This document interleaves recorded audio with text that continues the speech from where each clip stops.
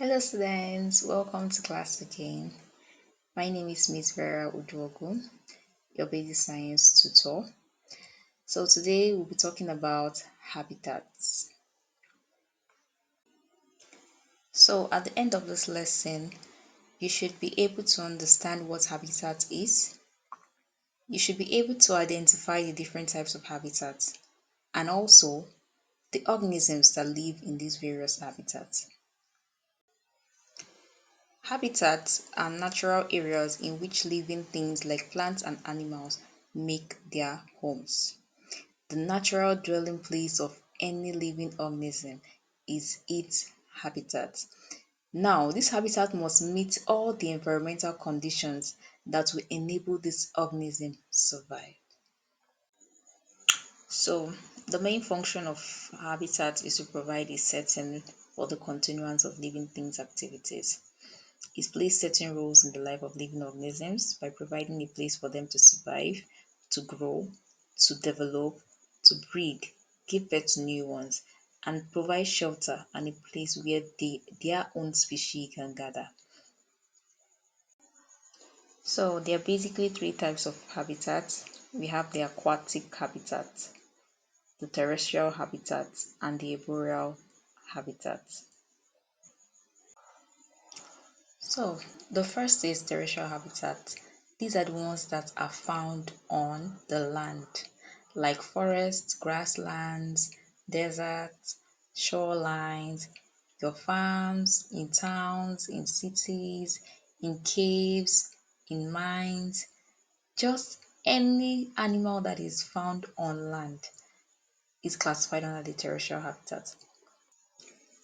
A few examples of terrestrial animals include cats, dogs, ants, bulls, spiders, kangaroos, elephants, lions, lizards, etc. So the next is your aquatic habitat.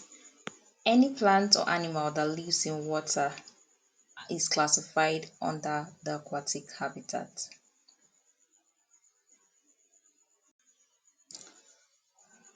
Examples of aquatic animals include your fish, jellyfish, whales, octopuses, crocodiles, dolphins, eels, turtles, etc.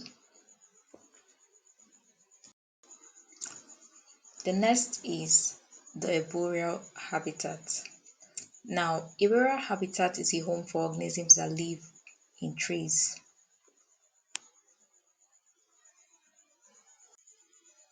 Examples of your arboreal animals include chameleons, lizard, green tree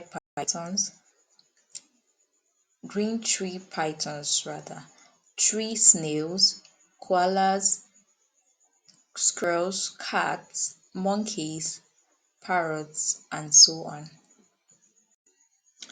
Okay, now you're going to do something for me. You're going to note down the names of all the organisms you can see in your locality. Then you group them as terrestrial, aquatic, or arboreal organisms.